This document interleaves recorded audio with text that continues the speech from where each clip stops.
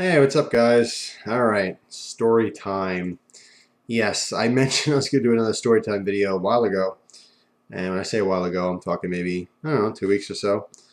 And people got really excited about it. And it's funny because the story time video really is probably the easiest video I could possibly make. There's nothing to actually show you. I mean, in this case, I'm going to do a slideshow style video because I happen to have pictures from vacation. So it's not just a random story. It's from, I traveled with my grandfather.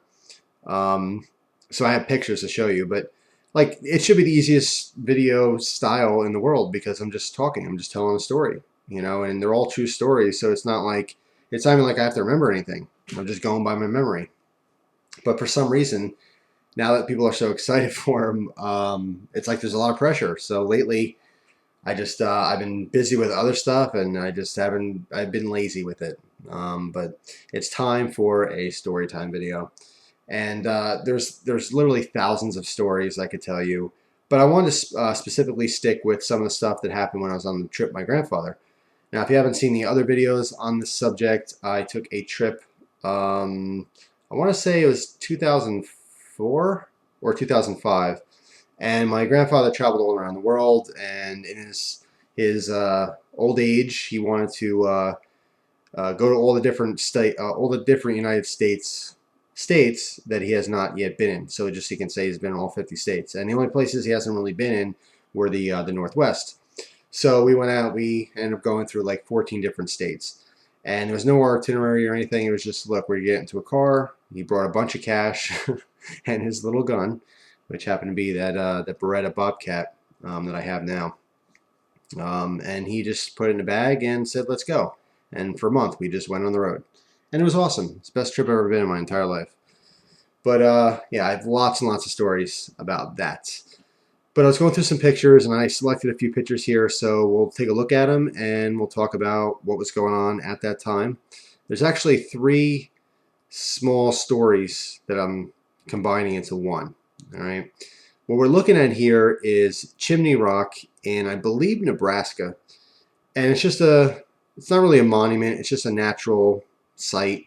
It's, pretty famous. It's kind of like Mount Rushmore, something like that, where just people know of it. It's unique. It's something different.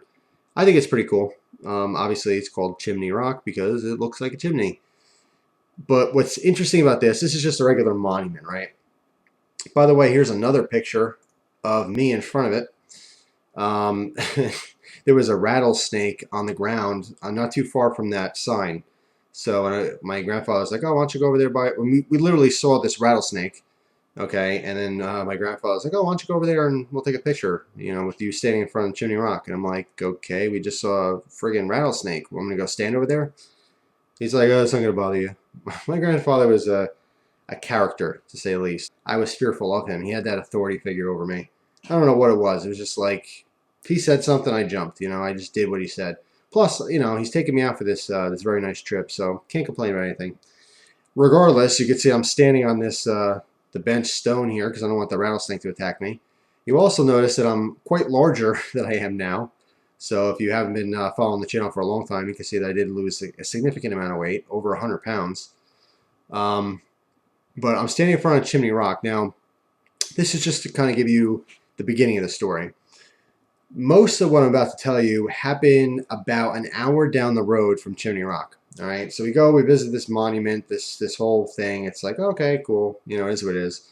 And by the way, let me just say, places like Mount Rushmore and all these different national monuments, it's like I've seen, like specifically Mount Rushmore, I've seen the thing on TV my entire life in movies and in shows and stuff. And like you go there and you're like, okay, hey, there it is. Whoop de doo. It's uninteresting when you're there. I mean, it's cool to like say you've seen it, like I've been there, I've seen it, but it's just like, okay, whatever. Like I already knew what it looked like. I didn't need to see it in person. But I don't know. Maybe that's just my own disappointment.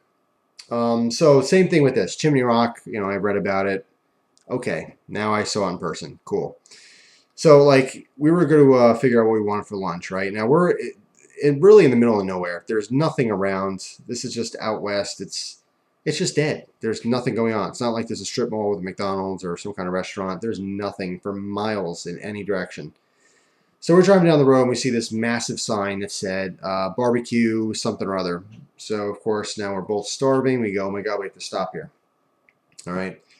So we stop at this barbecue place down the road. Like I said, it's roughly an hour from the monument here. We walk in and there's no one really there. It looks like someone's like house and backyard. It's like kind of strange. It didn't seem like a restaurant. And we knock on the door and no one answers. So we knock again. Some little old lady, she looked like she was 120 years old. She came struggling to the door. May I help you? And we're like, oh, I'm real sorry. We saw a big sign for barbecue. Maybe we're at the wrong place. Do you know where we can go to the restaurant? And she's like, oh, no, it's here. And we're like, oh, okay. Like, where do we go to go eat? At this point, we're starving. And she's like, oh, it's not until like 6:30. And at this point, it's about, I want to say 1:30, 2 o'clock, a little past lunchtime. And we're like, well, do you guys serve lunch? She's like, oh, no, we're not a restaurant. It's just, the neighbors and stuff get together for a big barbecue once every 4 months. They do it quarterly. So we're like, okay, we're like at someone's like birthday party kind of a deal. And it turns out it wasn't really like a private thing. It is open to the public, but it's just not something a lot of people go to. It's normally like locals. So, I mean, everyone kind of knows each other there, which made it very awkward. So at this point, we're starving. We're like, okay, well, is there a restaurant anywhere nearby? And she's telling us like, oh, you got to go to the next town. It's like 2 hours away. And we're like, okay. It turns out there was a cabin that was for rent on this ground. So my grandfather had the idea like, okay, well, I'll tell you what, let's stick around for this big barbecue deal because they only do it once, every 4 months. Maybe we'll have a good time. I'm sure it'll be good food, meet new people, blah, blah, blah. And I'm like, okay, whatever. I didn't argue with my grandfather at all. I don't know why he was such an authority figure to me. I just did not question anything. He said something, I jumped. So I'm like, okay, fine. That sounds fine. There were campgrounds like for campers about 40 minutes from this place, but we weren't in a camper. We were in a car. So he asked, he's like, well, do you have anywhere we can stay? Is there a hotel? Blah, blah, blah. The old lady, she's like, well, we have one cabin that we rent out. And supposedly it was her grandkids. They built like kind of a clubhouse deal, but the parents rented out to people who are visiting, like without them knowing, which is kind of strange. Regardless, I'm like, okay, that's fine. And so she's like, all right, well, you want to drive about a mile down that trail, that dirt road, and then you hang a left. It's like these huge directions down into the middle of the woods in the middle of nowhere.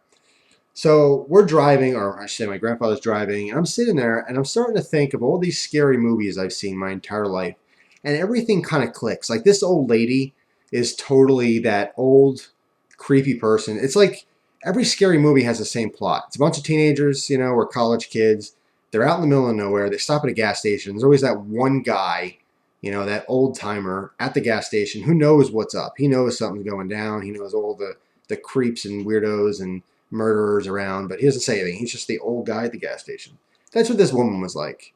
Just had this vibe of just like something is weird. So now I'm starting to get a little creeped out. And I'm thinking about all these scary movies I've seen, and it seems like a plot to a scary movie, some horror flick. Like I'm going to get chopped up by some hillbilly.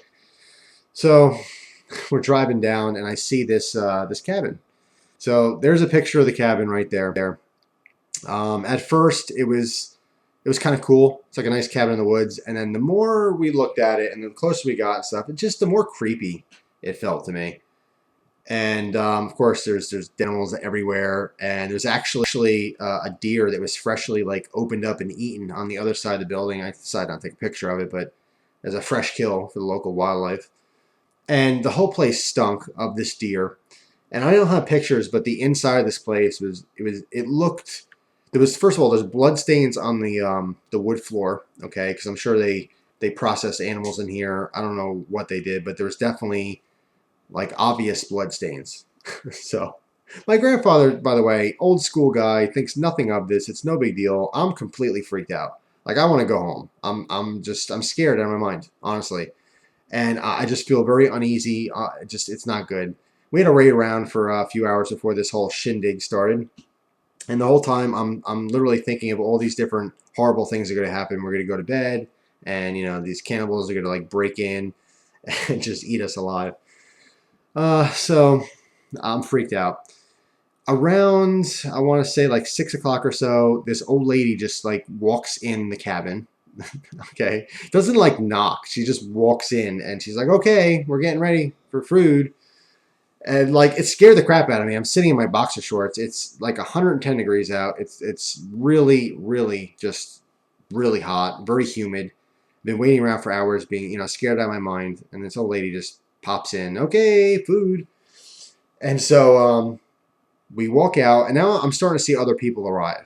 Now I'm feeling a little bit better about the whole thing. I'm not as nervous. I'm not as freaked out that we're going to get hacked into little bits and pieces. So I'm calm. Now I'm starting to enjoy myself. They had a massive fire pit.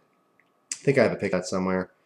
Um, and there's probably like 20 or 30 people that showed up, and they had tons and tons of fresh meat. I mean, they laid all these steaks out, all these different cuts of meat, and it was probably, I want to say, like a 20 by 20 foot square of just meat on this outside pit slash grill. It was really cool.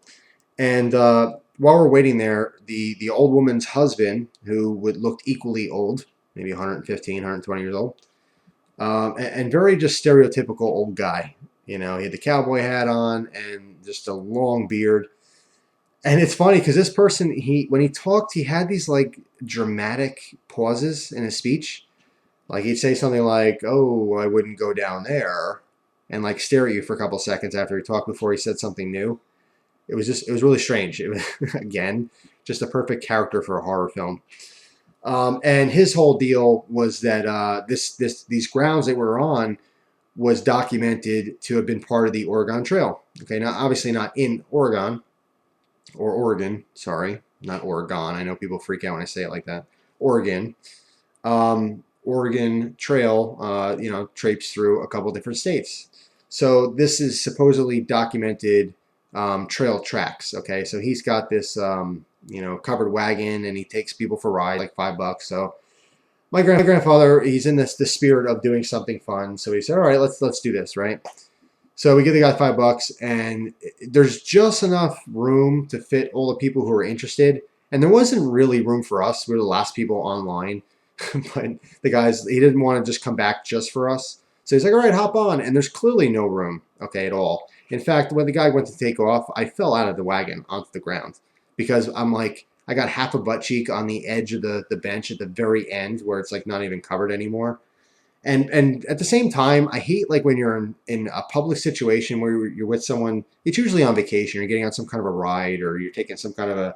This usually happens on the hay rides. I remember going on hay rides for Halloween, at farms picking pumpkins and stuff. And for some reason, it's always you're packed in like sheep, and your thigh is like touching a stranger's thigh. It's just really weird. You're too close to strange people. But anyway, that's what this was. I'm sitting next to some lady, and she's practically sitting on my lap, so I'm trying not to like touch her, as much. Not that it makes a difference, but she's a very unattractive woman to boot. And so like I'm hanging off the edge of this wagon, and of course when he first takes off, the whole thing jerks, and I fell out of it. So I'm like on the ground. I kind of yelp. I'm like, wait for me.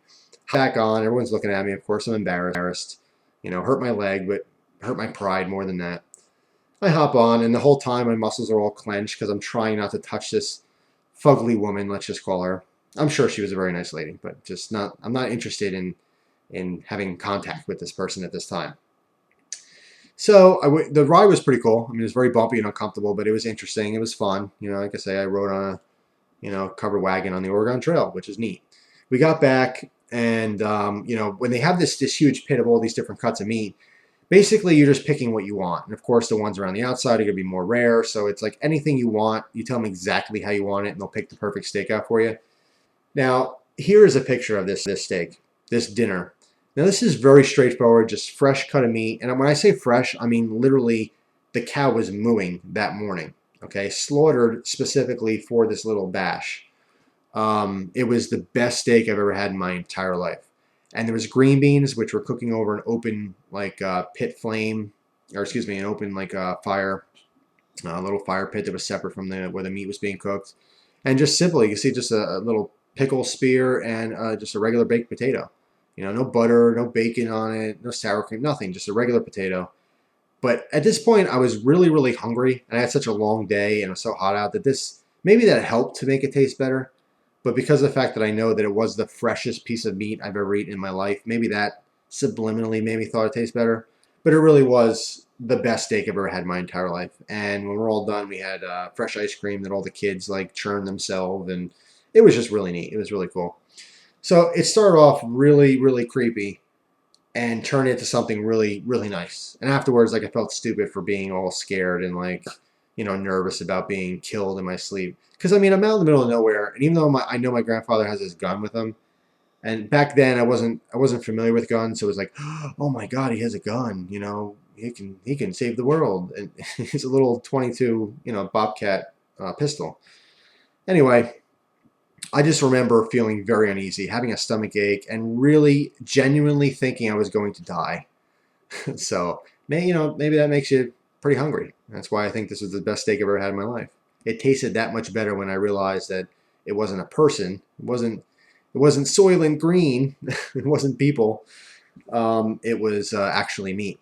So once I got over the realization that these are not cannibals, and I'm not in some kind of horror film, then I really, really enjoyed the experience. I thought it was awesome. But and then afterwards, the next morning before we left, they had a fresh pot of coffee on like metal over this, open flame, and it was pretty cool. It was really, really neat. So I really enjoyed it. Um, that's just one of the stories I want to tell you. It's not one of the funniest stories, but it's something that will always stick in my mind for the rest of my life. Is when I truly, this is the only time in my entire life where I literally thought I was going to be killed. So that obviously would be something you'd remember. Now, let me tell you about the very next day. Okay, the very next day. This is just a little bonus short story, because the third part of the story I want to tell you about Yellowstone Park. That'll be the finale part of it, because I have more pictures too. But in addition to this, let me tell you about the next day. We're driving and we end up staying in a little motel, a hole in the wall. My grandfather was very frugal. Basically, the cheapest place you can possibly find. There could be fleas, and it could be the dirtiest little hotel. It doesn't make a difference. It's a place to sleep. So he doesn't care if it's $10. Of course, I'm not very fond or thrilled about staying in these really, really crappy hotels. And well, they're not even hotels. Every place we stayed was a motel, besides when we stayed at that truck stop, which I already told in that story. That was a ball. No pun intended there. But this is something else that stood out in my mind. It's because it's the first time in my entire life that I ever saw a family member fully naked. And that definitely sticks out in your mind a little bit. Yes, I saw my grandfather completely naked. It wasn't on purpose. I would hope you would assume that. But it's actually kind of a funny story, because what goes with it and how I remember the situation, I think it's funny. So let me explain it to you. And no, I don't have any pictures of this. Sorry. For anyone who's disappointed, I feel bad for you. We're in the motel. The day's dying down. I'm kind of settling in. I'm looking at all the souvenirs and stuff that I've gotten so far. We're laying in the hotel bed, and it's probably like 8:30 at night. And my grandfather's like, "All right, I'm taking a shower." I'm like, "All right, whatever. Do your thing." So he goes in the bathroom, shuts the door. I'm looking at some pamphlets and stuff that I took, and all of a sudden, in my peripheral vision, I notice him walking back out of the bathroom and going towards the dresser. Now, I think nothing of this. I'm not getting ready to see this horrifying thing that I did see. It's not as bad as it sounds, because my grandfather is an extremely hairy person. So when I did notice or take the realization that he was completely naked, he's so hairy that he didn't even look naked from 5 feet away. He just looked like he was wearing a bear suit or something. That's how hairy he was. And what makes this story hilarious to me personally is when I was younger, one of my favorite movies was Congo. And if you've never seen Congo, you have no idea what I'm talking about. If you have seen it, prepare yourself, because this is funny stuff. My grandfather, naked, okay, hunched over the dresser. And by the way, he came out for his watch. I don't know why. He forgot to take his watch off, so he felt the need to come out naked to put his watch on the counter. And it was a very non-weird thing. It was just, you're amongst guys, it's whatever. It's like, you go to the gym and you're all showering together. It's not a sexual thing at all. It's not weird or anything like that. It's whatever. Oh crap, I forgot my watch. And my grandfather had a very old school mentality of, okay, if I'm naked and you don't want to see me naked, don't look at me. I'm not purposely trying to be naked in front of you kind of thing. Regardless, the image that I immediately had, the thought that immediately went in my mind, the second my brain um, said to my body, okay, that's your grandfather naked in front of you, was I thought of the bad apes from the movie Congo, those gray apes that are like the killer monkeys. And my grandfather, I was horrified to see him naked once I realized, oh my God, you're naked. I didn't say anything to him, by the way. This is all a very quick thing.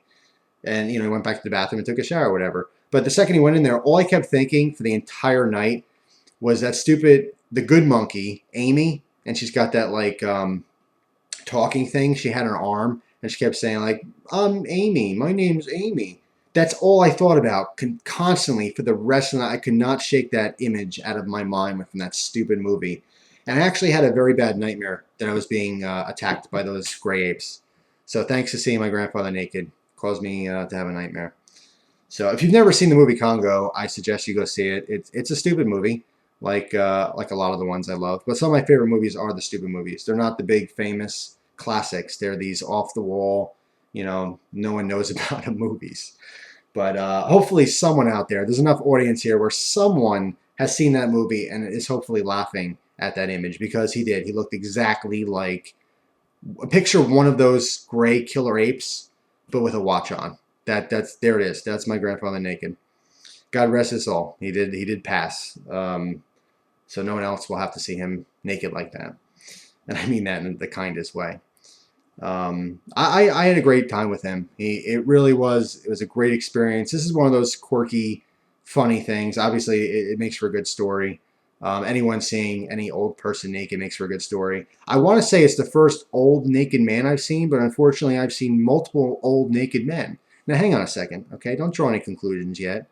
Every single time I've ever passed through a locker room in any public area, anywhere, ever, okay, I'm talking to the guys, what I'm talking about, because any girls that are watching this or women, they don't do that. Women go into the locker room, they get changed, that's it. Guys, old men, I think there's two reasons why they do this, but they hang out naked. There's always one old dude just naked, just like talking to people or sitting around, just always just hanging in there.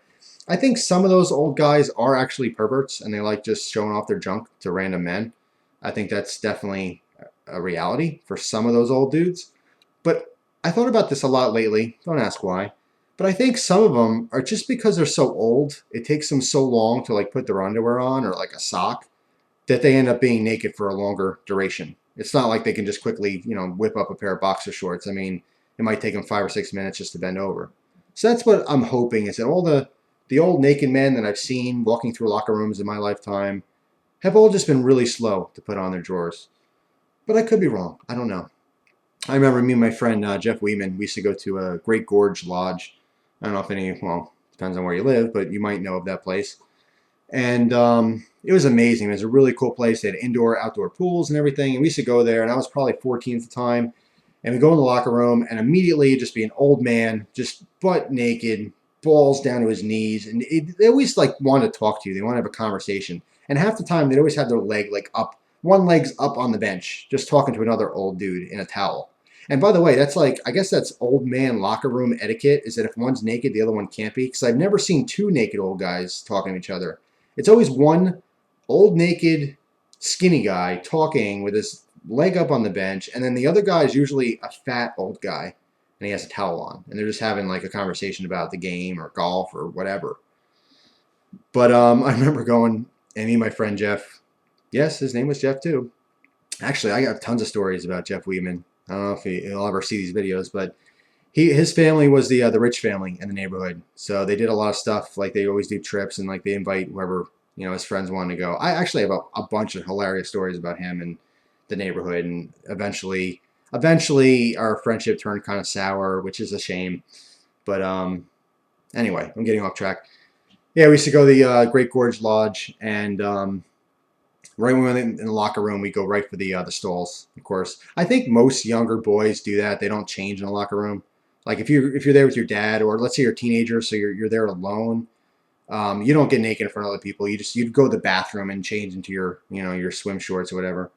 But I just think that's hilarious. There's just, you can go to any single changing room anywhere, and right now, like right this second, there's just an old dude just sitting there naked waiting to talk to someone. It's just their thing. But what was I even talking about? Oh my God. Definitely was not planning on talking about old naked people. Yeah, so my grandfather, naked, looked like the bad apes from Congo. So anyway, I'm going to transition into the one time in my life that I believe I might have sharted. That's not confirmed. So let's leave that out on the table. A very hot day, so it's possible that I had just a really wet fart from swamp butt. That's I think that's more likely what it is. But this is the closest I've ever come to crapping in my pants. Okay, so let me start the story off with that. This was when we were in Yellowstone Park. I believe this was way before we went to Chimney Rock. Okay, so this is earlier in the vacation. But at some point, we traveled through Yellowstone Park. Always heard about it, seen it on National Geographic, and we saw the geyser and all that stuff. Ooh, it's just like Mount Rushmore, whatever. Water squirting out of the ground. I can go home and turn my hose on and be just as excited. But it's still cool. We saw it, and the hot springs were pretty cool looking. But what I was really excited about was the wildlife. I really, really wanted to see either a moose or a grizzly bear in the wild. Now, just for the record, I haven't seen either one. But this story revolves around another animal, which I was unaware is just walking around freely in Yellowstone National Park, and that is the bison, or buffalo. Okay, a massive, massive animal. Now, we're driving through Yellowstone Park. I have no acknowledgement that there are buffalo in the area, and not just buffalo like just, it's natural. It's habitat. It's like here, there's squirrel running around, Yellowstone National Park. There's things like buffalo running around. So it's extremely hot. We're driving up a hill in the park. And by the way, Yellowstone is massive. It's so huge. I think we drove around a lake for like 2.5 hours, and we're still like in Yellowstone. It's huge. If you've never been there, it's really, really big. We had no plans of going there, but we cut through because we're going through the state. So we figured it'd be like a fun experience. Anyway, it's extremely hot. My grandfather decided to shut off the AC, open the windows, right? So I have my head out the window like a dog, and I'm looking kind of behind the car, watching where we were, because I had thought that I seen a coyote run across the street, and I was convinced that it was, and I was waiting for it to, like, I don't know, run towards us so I could take a picture or something. So my head's sticking out the window, and I'm looking behind us, and as I'm turning, I went to go say something to my grandfather, and as I turned my head to bring it back into the car, I was literally about 2 feet away from a buffalo's head. And that's the exact point when I believe it was a supposed shart. I don't really think it was. It wasn't a crappy fart. It was just, I was just sweating. I had swamp crack, you know how that is. So, like when I fart, well, first of all, I made a weird noise. I didn't scream like a girl, but I definitely yelped something. I don't know. It was a weird noise. Sometimes when something, you're not expecting something, just a noise comes out of you. It was just the air that was in my stomach just shot through my throat really quick and made a noise. And at that point, I clenched up and I farted out of nervousness. I guess it was a defensive thing, like a skunk or something. And I'm like, I immediately turned to my grandfather. I said, what was that? Because I didn't get a good look at it. It was just a massive face of some kind of animal in my face. Like, and by the way, I just had this conversation with someone, one of my other friends. I was telling him that I was going to do a story time video. And my grandfather, again, this speaks loudly of his character, is on my head's out the window. He's driving. He knows, he sees this before me, acknowledges in his own mind that, okay, that's a buffalo.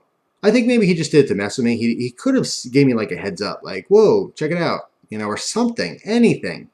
But thinking about it now, I mean, that was my safety. If I headbutted a buffalo going even 20, 30 miles an hour, I'm sure we're taking my head off. Regardless, yes, we passed a massive, massive buffalo. And I had my camera out trying to find that coyote. So the second I realized what it was, as we're driving up the hill still, I did snap a picture off. So that's what you're looking at right now is that picture of the buffalo walking away, the one that almost took my head off. And then maybe 2 or 3 minutes up the road, we saw it was like a whole herd, which really, it was beautiful to see this. I mean, to see such a massive animal in the wild, you know, just doing whatever it wants to do. Cross the road, sit by a tree, hang out. There's no fences. It's not a zoo. This is the wild. And seeing that animal specifically really, it gave me a very like old Western type feel, you know. And then I was picturing everything I've ever learned in school about, you know, some of the people would, you know, they'd fire off a round like a mile down the road to hunt buffalo so they wouldn't scare them, you know, from the boom of the gun and blah, blah, blah, blah, blah. Everything I've ever learned about these animals, I became extremely fascinated. For the next month or so, I was like obsessed with bison. You know, I need to learn everything about them. It's pretty fascinating. It was very cool. But yeah, that's the the closest in my entire life I ever came to literally crapping my pants. And I thought about this. I don't understand how someone could really crap in their pants. I mean, okay, fine. You might have like some kind of a medical disorder, or perhaps you're really sick. There's been times where I've been extremely sick and like I felt like I was just gonna crap my pants, but I always made it to the bathroom. But I'm proud to say that I have never released my bowels while dressed. I did crap standing up one time, which is it was a unique feeling. It was kind of, it made me feel free. I mean, just stand there. And this is for a whole different story. But yes, I did that once. My own curiosity. I just stood out. I was in the woods. I had to go to the bathroom, and there was no way I was going to make it back. And I just took a dump standing. It was very liberating. So if you ever have a chance, by all means, check it out. And it is all it's cracked up to be. But that's it for now. Couple stories in one. I have plenty of other stories that's not related to my trip with my grandfather, but this is something that a lot of people specifically wanted to hear about. Not me crapping standing up, of course, but they want to hear more stuff about the trip since I didn't mention it. We visited a lot of other places. I have some stories about some museums we went to. We went to a couple different monuments. And that's it. Just some off the wall side stories, which I thought were pretty funny. Like, I don't know if I talked about this in another video, but when we were in Idaho, we stopped for dinner, and my grandfather was like, "What are you going to get?" And I said, "Well, of course, I'm going to get some potatoes. You know, I don't know if I'm going to get mashed potatoes or French fries or, you know, maybe I'll just get a baked potato." And he's like, well, after I'm talking about this for like 10 minutes, and he's like, "Well, what's the deal with potatoes? Why do you have to get a potato?" I'm like, "Duh, we're in Idaho. I have to get the potatoes. It's like, it's part of the experience." And he just laughed at me like I was an idiot. And like we're having dinner, I'm like, "This is the best potato." I end up getting a baked potato. I'm like, "This is the best potato I ever had in my entire life." I'm like, you know, it stinks that you have to like go to Idaho to get the best Idaho potatoes. And he's just laughing again. I'm like, "What? Why are you laughing at me?" He's like, "Are you stupid?" He's like, "They ship these. You've been eating Idaho potatoes your entire life. You know, it's not anything special." And I was so excited with the trip that it just slipped my mind that, yeah, of course they ship things. You know, it's not like you get the best oranges in Florida. I mean, Florida oranges are shipped everywhere. I felt really stupid afterwards. I'm like, "Oh, yeah, you're right." That was a dumb moment. Anyway, that's all. I hope you guys enjoyed this somewhat random story time. I have a whole lifetime full of stories, don't we all? So I'll definitely do more of these story time videos. The next one will probably be some of the funny stories that I have of my teenage years with my friends. Definitely some stuff went on in my life that was, let's just say, entertaining that I can pass along to you. So anyway, I hope you guys enjoyed the video. Thanks for watching, and I hope you enjoy your day. I'll talk to you soon.